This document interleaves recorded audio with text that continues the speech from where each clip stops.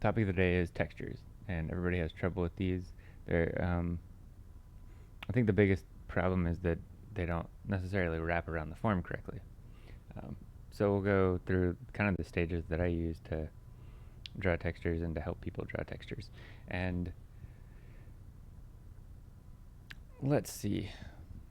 So I was thinking we might start with warm-up exercises that help you with textures. So one of them is this straight in, straight out exercise, where you draw two parallel lines down the page. And what you're going to do is create nice little S-curves. If you want, you can put little tick marks on the side to show you where to start and end these things. But what you're going to do is basically draw an S-curve from one side to the other that basically allows you to feel what it's like to wrap curves around. And when you get up here, you have to make it as if you're going to hit that far side. Same thing down here. So you have to go the other direction. And then you're going to want to go the opposite way. So you're going to kind of go crisscross with it.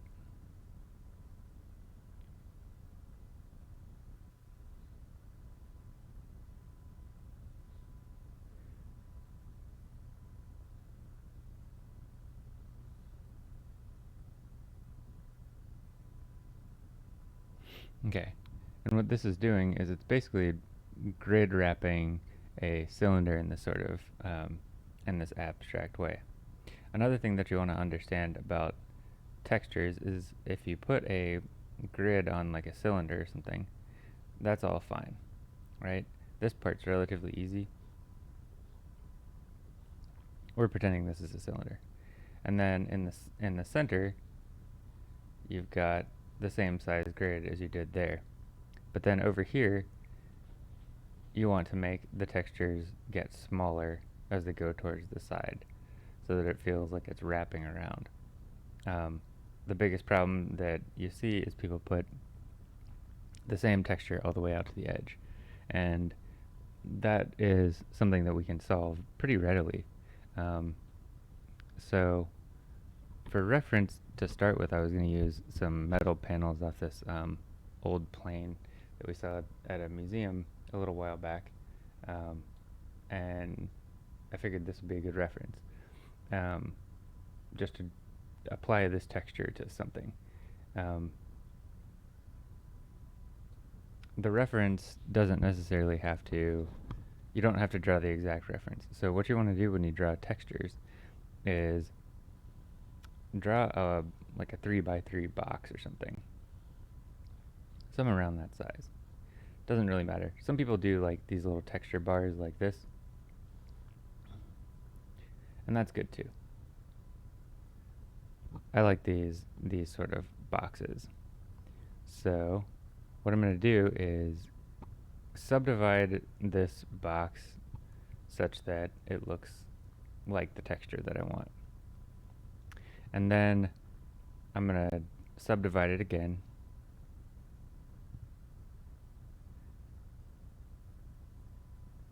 Into these sort of like mismatched grid patterns that the reference has.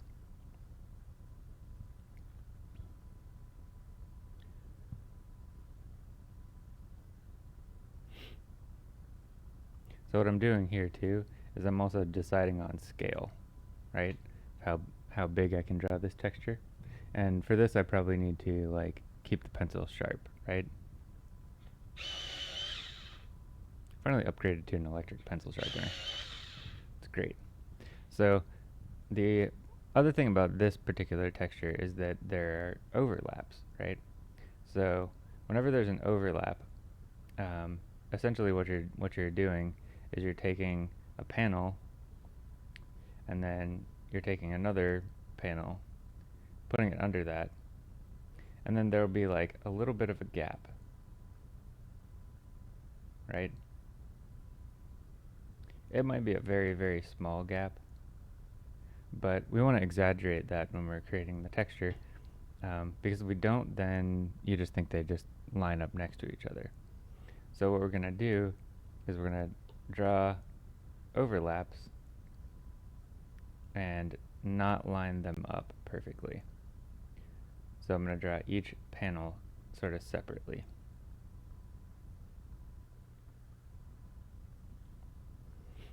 And then I'm just going to carry that down. We'll say this one's overlapping those two. And then we'll come down here. We'll say that these big guys are overlapping this.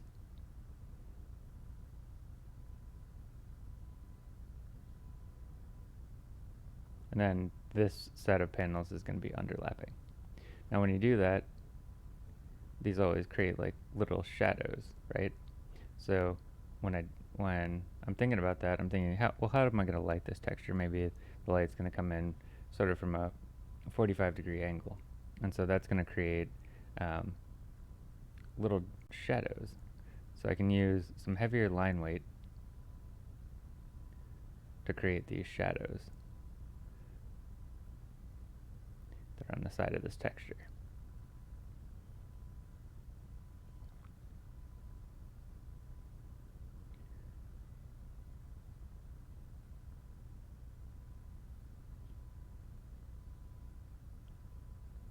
Boom. And I just kind of go through, create these shadows. Here it's a little bit different because these overlap this way, and so my shadows just kind of won't really be there as much, right?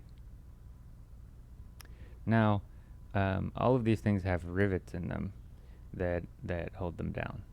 So I've got to have at least a couple of rivets per thing. And, you know, if I were to look at this and draw it realistically, my rivet would be this teeny little dot that you can't see, right? But for a texture, I want to actually like blow that up and make it actually visible. Here, super sharp, fine point, right? Very important for this stage. So I'm going to draw them definitely and distinctively bigger. And just run that all the way down. And they don't have to be perfect. You're just kind of designing your texture and what you want it to look like.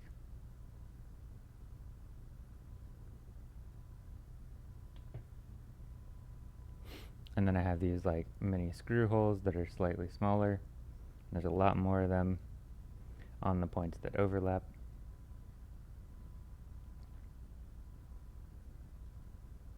Cool thing about looking at military museums and old planes is that everything's like handmade, and that feel is really interesting.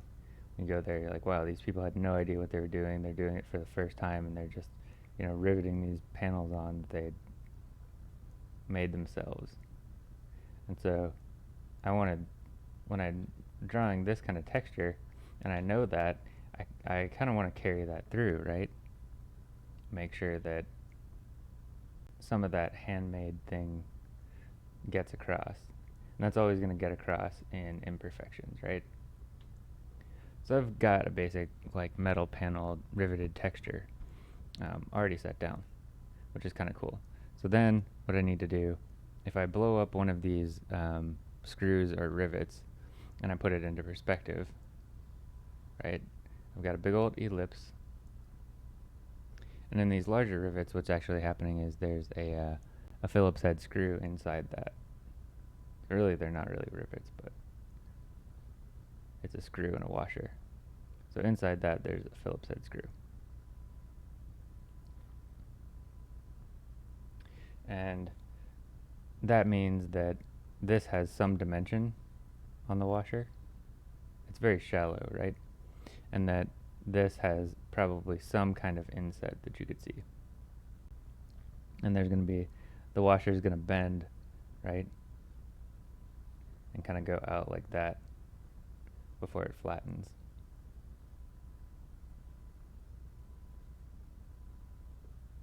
So this is where that straight in, straight out exercise comes in. I'm coming straight off this ellipse and straight out to the edge, right?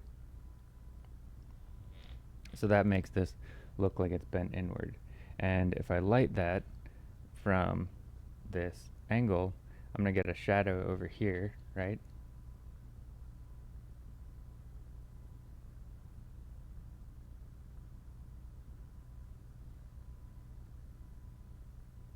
This is going to be bright on this bit, so this will be in kind of a halftone because we're at this raking angle. This side of it's going to catch the light, right? So like right here, this is all going to be in kind of this bright highlight. The actual screw is going to be is going to have a cast shadow right here. It's going to be dark inside this screw, mostly. It might catch some light if the screw is turned at the right angle. And then this side of the rivet is going to be dark. Or the washer, rather.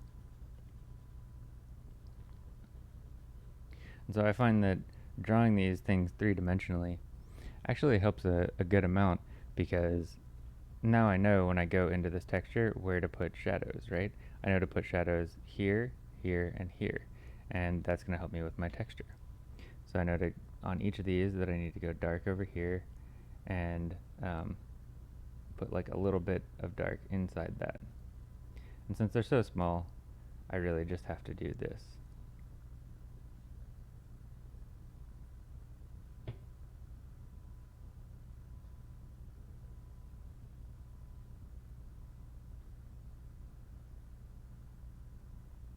And the nice thing about textures is I don't have to do every single one of these, especially when I go to like applying this to something. And I can probably just leave these guys. Maybe I can put like a little slash or a dot through them just to draw attention to them. And then if there's any kind of like metallic texture to them, like streakiness, I can go ahead and pull some streaks through. And I can go right across the subdivisions for that too. And this will make it start to look weathered, especially if I use the side of a pencil to do it. Now the other thing that you can do too is if you're planning on using the texture in shadow and light, which you probably are, then you can take your pencil and decide what that's going to look like as you go across, right? So you can do a gradient.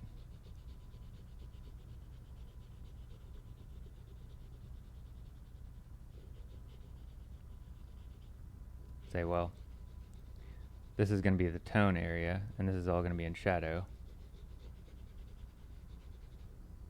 So what do I have to do with this to kind of make it look decent?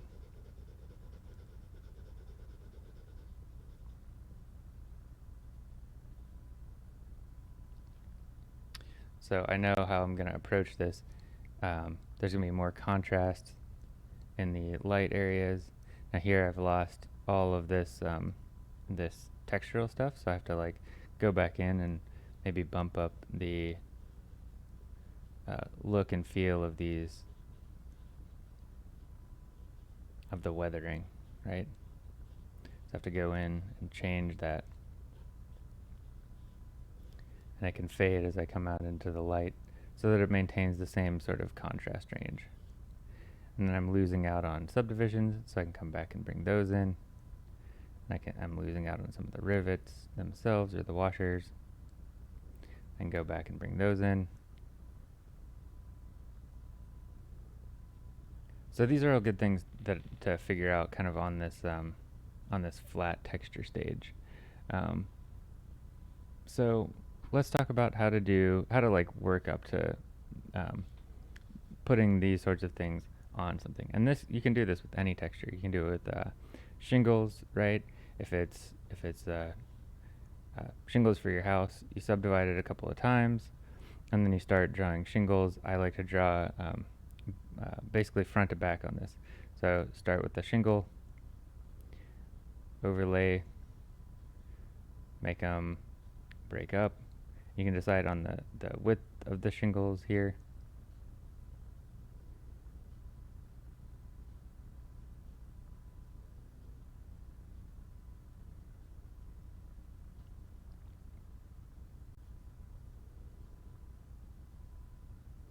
always think it's more interesting if they're not all the same.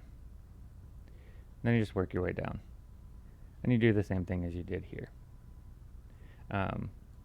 So putting this onto something. So first off, you need to be able to draw forms, right? So you should be able to draw your cylinder, your box form. Should be able to draw cones pretty readily. And you don't have to draw them like perfectly perfect. As long as you know how to get them to look dimensional, that's fine. The sphere is that you have to light it to make it dimensional. So you need to know how to like wrap lines around that. Then you've got your pyramidal form, and you have your ribbon. All of these are your kind of nuts and bolts. And you've got, oh yeah, and your prism.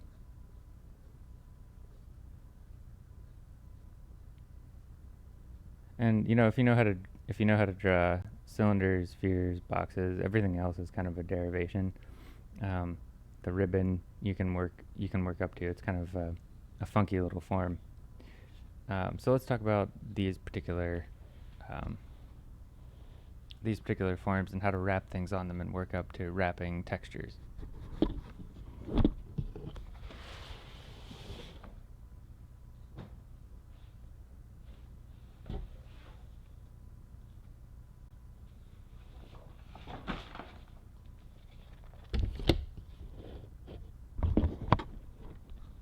Okay, here's where it gets fun. This is what I call the shape wrapping exercise, and this is basically your intermediary before drawing textures. So we're going to start with the sphere because I think the sphere is pretty fun.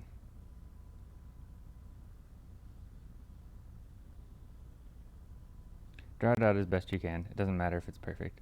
And then what you're going to do is you're going to run some grid lines across. And the way you do that is you start from the same point and you go straight off that, go across, straight in. Don't use the line that goes directly across. Eliminate that line. And if you need to change and modify the lines, that's fine too.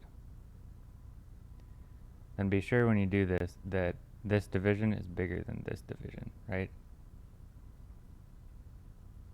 And then you're going to do that on the cross axis too. It's going to come over.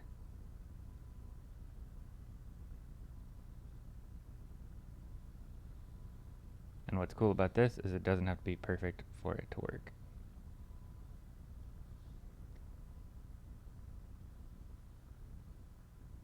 So now what I've done is I've created more or less a globe. And what I can do inside any one of these curved squares is I can put a shape in there. And I'm just going to use a basic shape. I like practicing this with just little circles or bubbles because it makes takes a lot of thought out of it. It's easy. So what I want to do is just throw in a circle. I want to try to touch the outer edges of this. Okay, and then I'm going to go through and start doing that throughout the whole thing.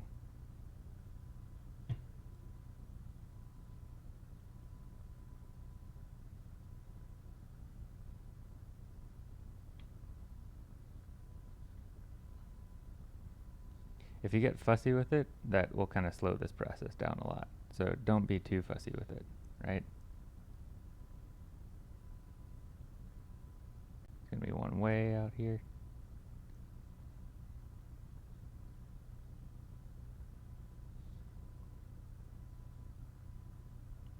These ones on the outer part, they may not even be complete.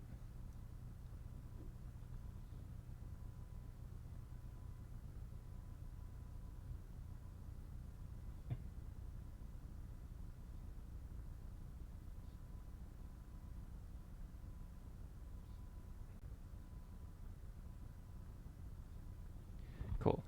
So now I have basically a work up to a texture. It doesn't have any dimension, right? So, but that doesn't matter. I can still do interesting things with it. Textures have dimension, right? If I look at this and from the side here, maybe it's like a contact lens and bubbles out, right? Or maybe it bubbles out extremely big, like it's actually a half circle. So that'll change the texture, right? I can do fun things like I can turn these all into like little eyeballs, and it can be like staring at you or something.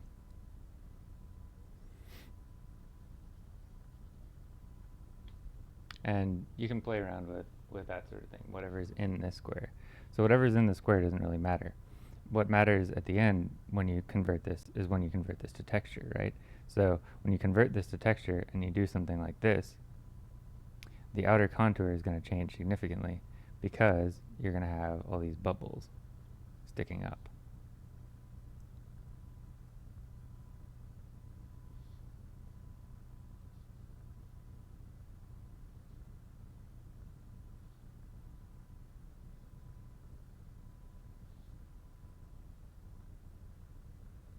So, and you're going to have some overlap and some changes that are going to be made to the outer contour because of that.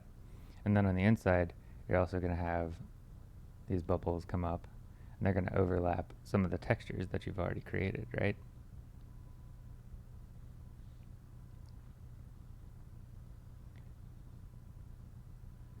This one that's in the center, it's not going to look particularly textural until you light it, right? Because when I light it, I'm going to get a shadow core that goes across. So when I light this texture, I start doing this sort of thing, right? So remember, if the ball is going to have its own lighting, right? So it's going to have a shadow core right here.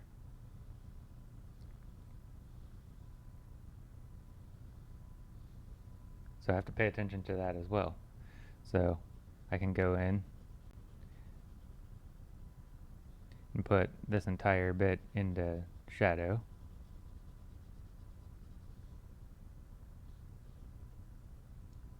And then that's all going to change because these parts are coming out.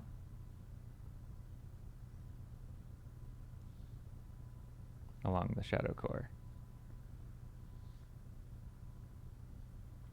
So I'm going to have kind of this weird modified shadow core.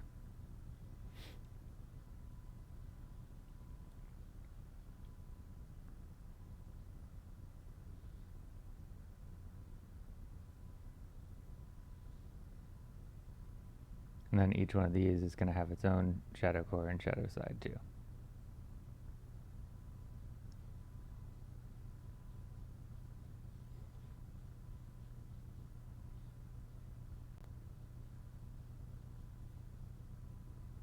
So this sort of thing's pretty fun, I think, right? The main thing is this outer edge is going to change, right? It's going to have smooth bits and rough bits. And then occasionally you're going to see, like, on the outer side, something that is behind everything else popping out. See some slight swells of texture.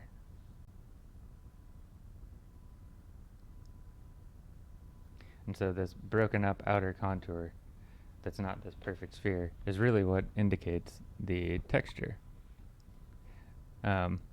Good question. What is this? This is basically just making up ways to do textures, right? So let's talk about textures like on a building or something like that. That'll make more sense. So let's say we're drawing a roof, right? We've got our building.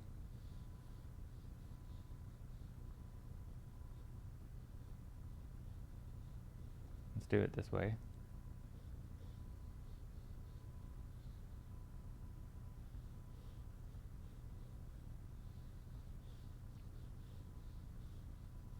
Get set with our perspective a little bit.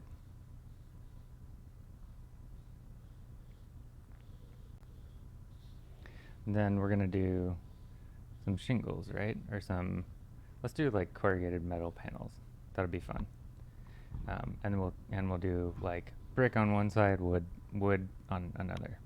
Okay, so for our corrugated metal panels, we know that if we draw these out and subdivide them, they're going to do this thing where they do curves. And then each time that this changes, you're going to have a shadow core.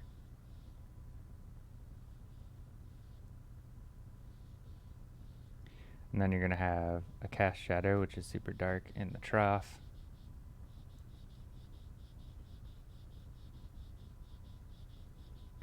And you're going to have a little bit of reflected light between the two.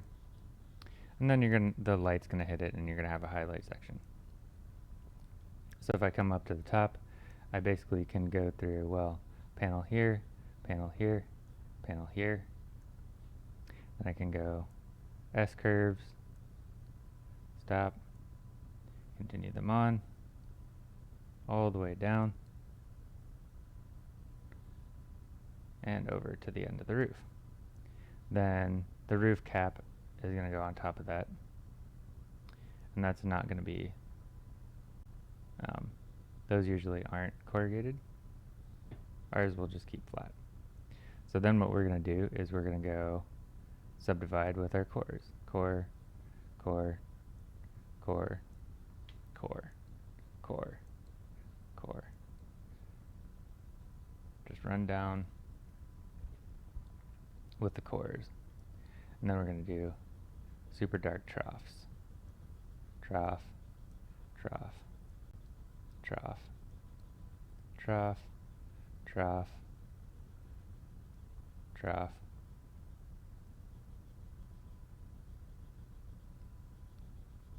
and so on. Now I made all these kind of perfect, so what I can do is extend out some of them and just kind of break up the perfection of that.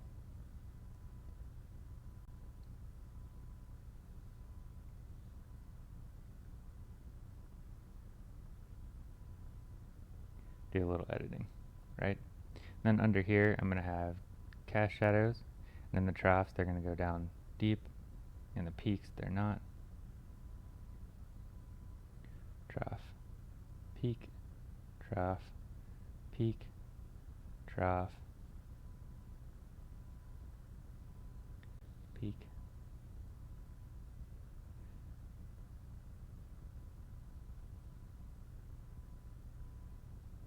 Cool.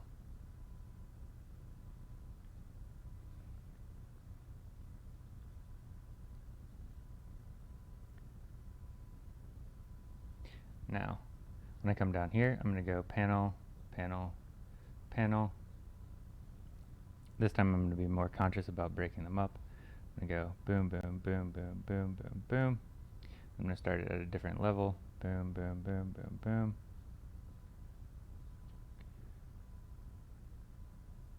Boom, boom, boom, boom, boom, boom, boom. Break it up, different level.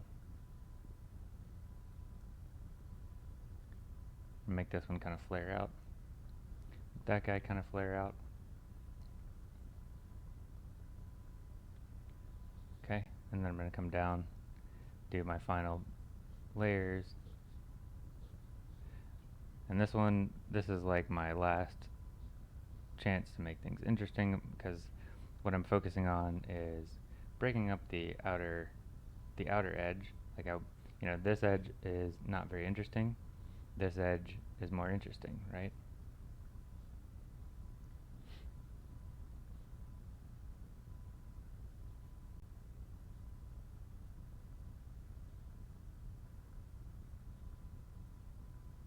Okay. Then I can go ahead and bring this texture down.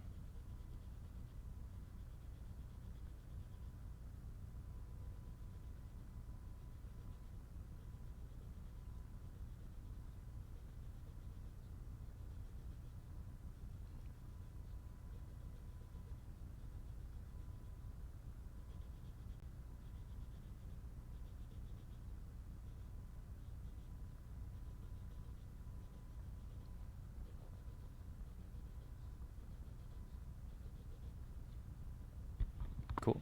So I pretty much have this texture going pretty well. And then as soon as I add in like this line of cast shadows,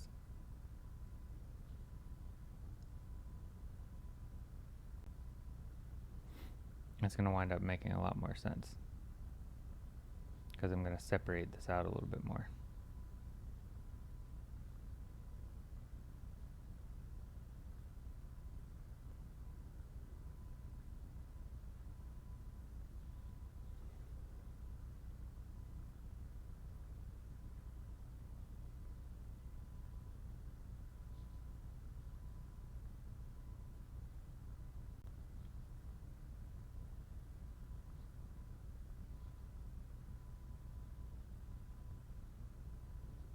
Okay. Then under here, I know that I'm going to have a shadow under this because it's going to be on the side of my building. And I think I'll do horizontal wood planks. So I know my horizon line is probably about like here. So I want to eliminate the straight across wood plank. So I'm going to subdivide these kind of big. My wood planks are going to go in there. And on this side, I'll do bricks. These are going to be like little teeny subdivisions, right?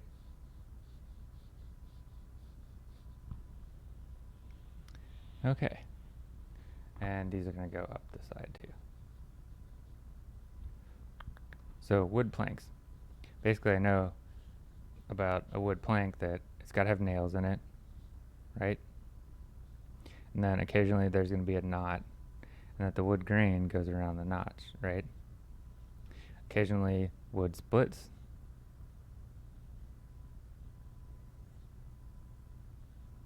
There'll be some things like this in there, and when wood splits, it changes the outer contour, right? Wood's also, it has the property of being crooked and straight, which is a bit counterintuitive, but it, winds up going straight, but it gets there in a crooked way. So what I want to think of is, are these wood slats stacked over each other? Are they overlapped like this, where one's behind the next? And that's what kind of creates the outer contour? Or are they stacked? So if they're stacked, that might be more interesting because then I can get into some craziness with it.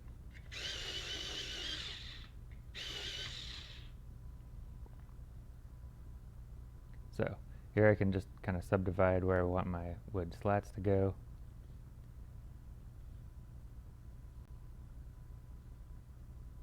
And I'm going to choose subdivisions that don't make a lot of sense and are broken up a lot. And then I'm going to start getting into like what one of these is going to look like. I think the split idea is cool, and the idea that they're not perfectly straight, I think that's cool. So I want to do a bunch of sort of like mismatched wood slats. They're going to come out to this corner right here. Sharpen up that corner.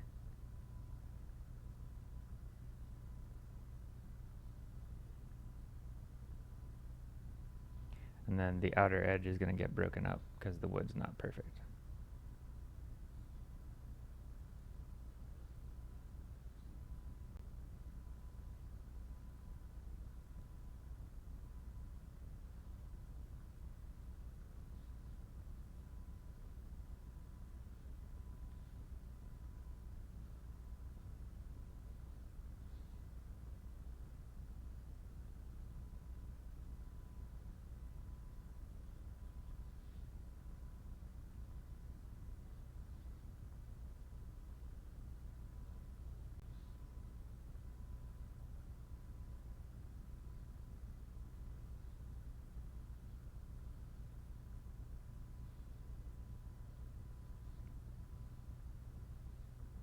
Okay, so I've gone through, paid attention to the outer edge, got my wood slats in there.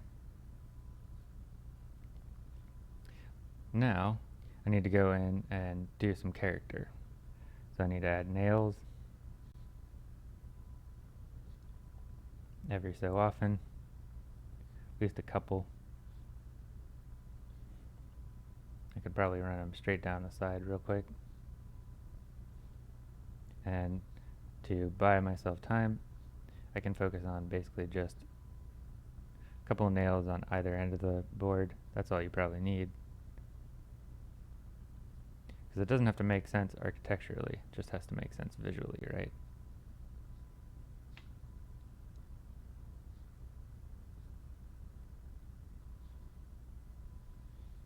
Okay, so I got a bunch of nails. Now, under each of these, there's going to be, in between, there's going to be like these heavy, deep shadows, right?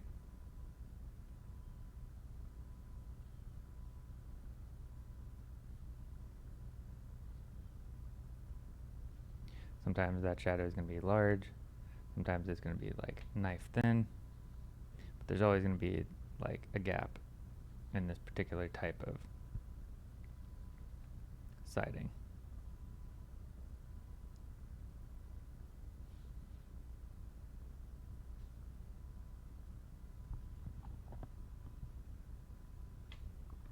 Cool.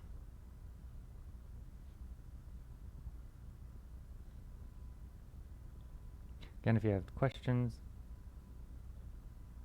please ask.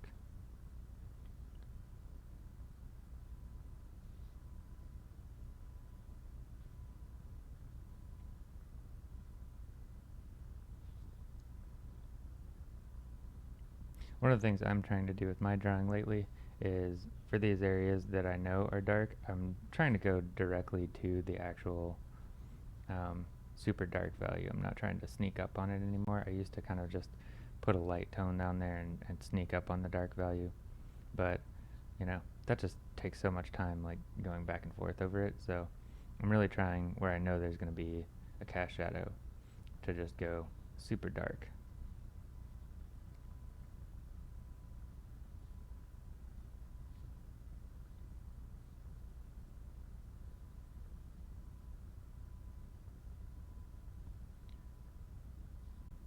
Okay, cool. So I've got that. So now all I have to do is add some wood grain and maybe some splits. Maybe there's going to be a split here. And maybe I'll split there. This one's already suggesting a split, so I'm going to do that. Maybe this one looks more like wood grain there.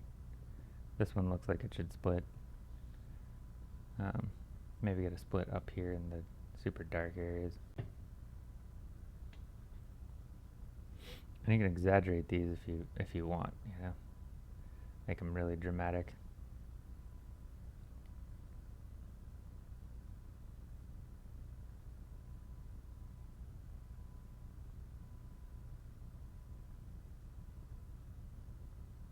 The other thing too is like these boards have a side, so I need to come around the corner and give them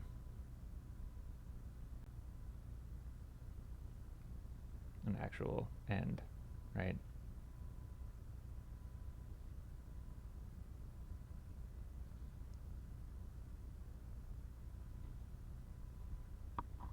Cool. So now this is looking pretty much like wood. All I have to do are throw in some knots here and there.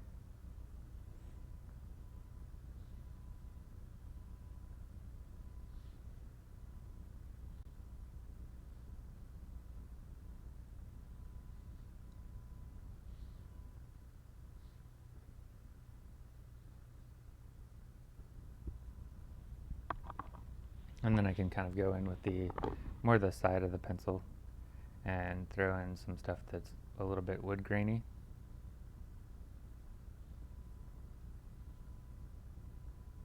And the wood grain just kind of bends around the knots.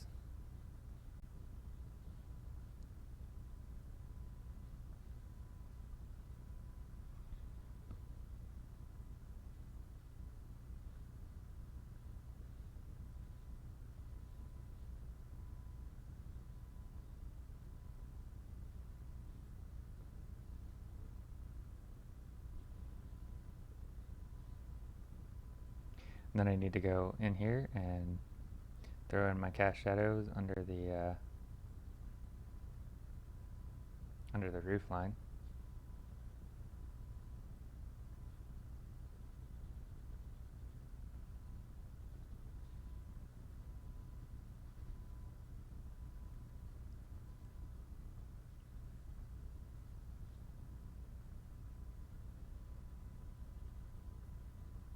Make sure it gets dark.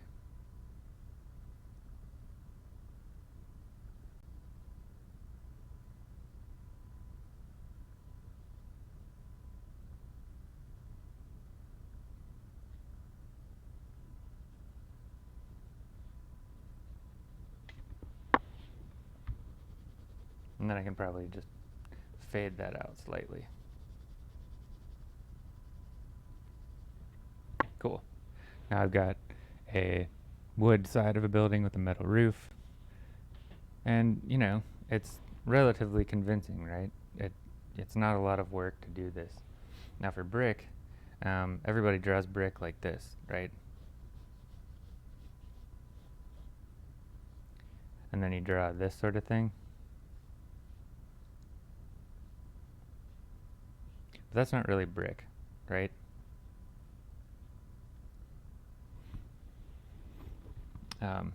Because generally speaking, bricks are kind of imperfectly shaped.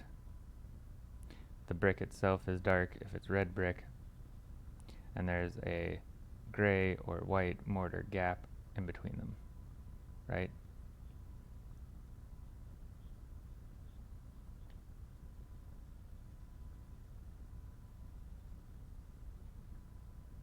So this is more what brick looks like.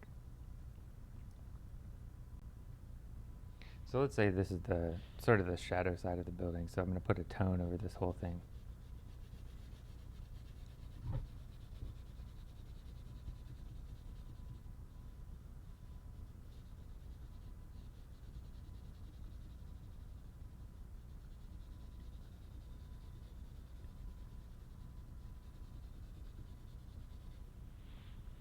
Okay, so now I'm working in the shadows with the bricks, and it doesn't actually take a whole lot to fake this sort of brick texture. It just takes drawing in a few bricks here and there, and you can almost do it just with one stroke of the side of your pencil to get a brick feel in there. And this is what this sort of texture bar stuff is for figuring out what this looks like.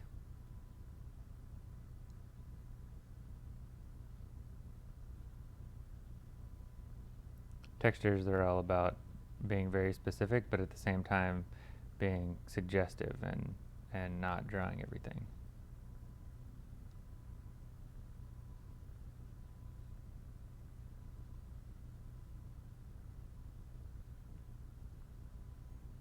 I can go through and draw a full texture.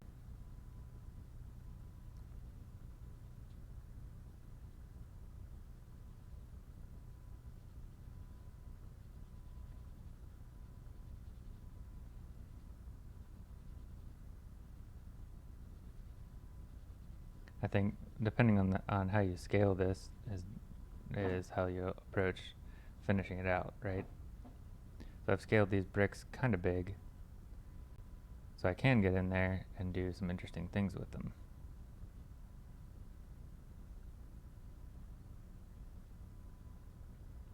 Normally bricks wouldn't run into the triangle, but mine are.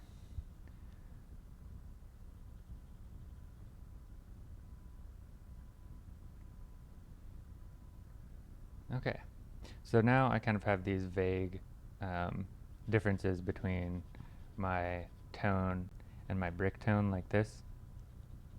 I don't really have any edges, so what I need to do is go in and pick up on some edges, and that's going to make it look much more brick-like. And again, you know, my light is coming in from this direction, so I'm going to get some like kind of reflected light stuff and maybe like little bits of shadows, but I can go in and kind of start to pick up a few bricks here and there, right?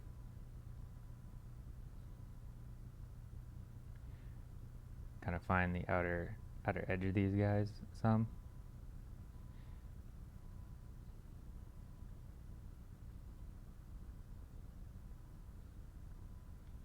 It's almost going to look like stone masonry.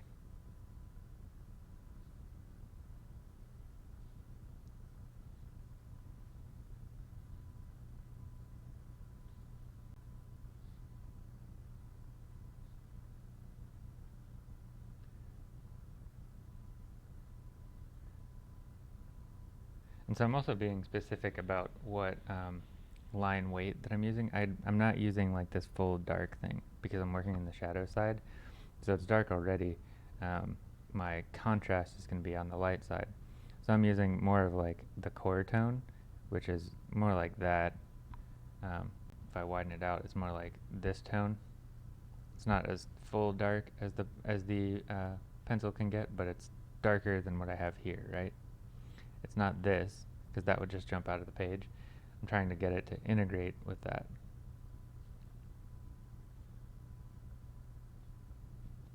And bricks are imperfect, so I'm using basically straight lines, but they're kind of these organic straight lines. So they're curved around the edges just slightly.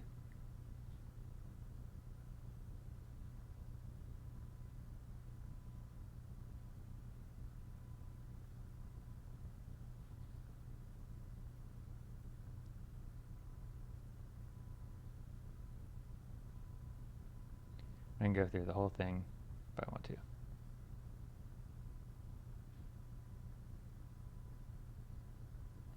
Now, most important part of these textures is actually not what's happening inside here. It's kind of what's happening on the edge. So right now, my edge is basically just this. So bricks, if I look at the edge, that ends in a brick, there's a little mortar, there's a brick, there's mortar, there's a brick, there's mortar. So my outer contour has to get broken up somehow. So I need to go out here and do brick, mortar, brick, and break up the outer edge some.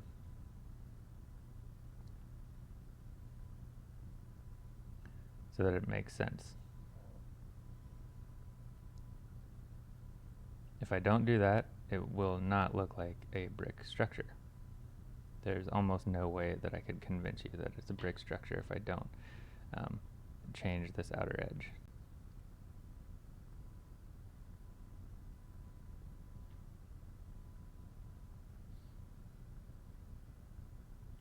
And then where there's that outer edge, I have to make sure to continue it into a brick in some way.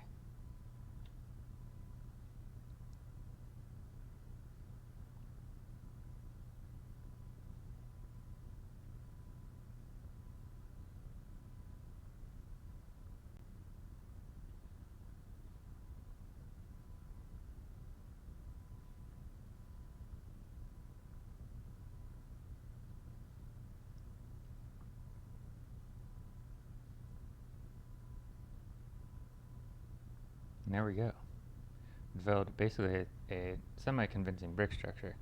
Now what I need to do is, if I'm going to integrate it into a ground, like say there's just grass growing right up to the house, what I can do is I can take the idea of overlap, right? Like if this is the edge of the house, if I draw some layers of grass and then put a layer of grass behind it, it's going to integrate into the background, right? So I can just say, well, I've got some grasses growing up here, and some grass growing behind it.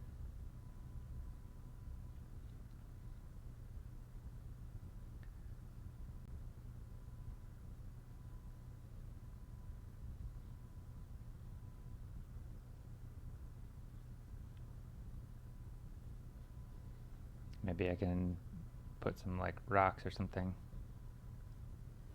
around.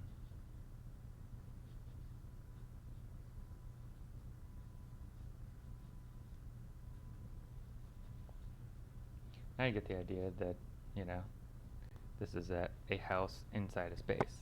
And, I mean, that's the basic idea of textures. I think at this point you have everything you need to know to create basically whatever texture that you want, right? And that goes for, you know, houses, objects, or whatever. The principles are the same no matter what object that you draw. Um, and the house is just basically another object, and you should be able to figure out, how to draw whatever kind of texture you want with this sort of process and method. So if there's questions on it, please let me know.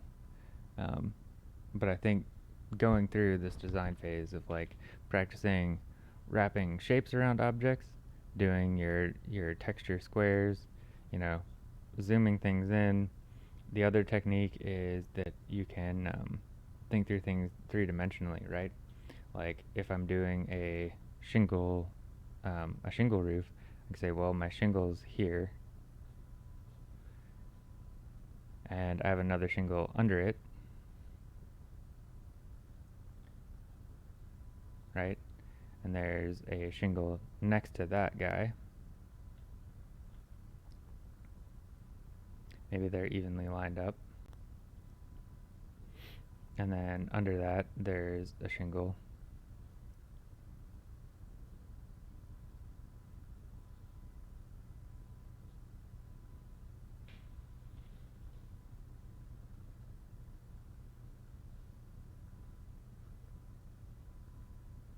I can go through and I can figure out how these shadows are going to work, right?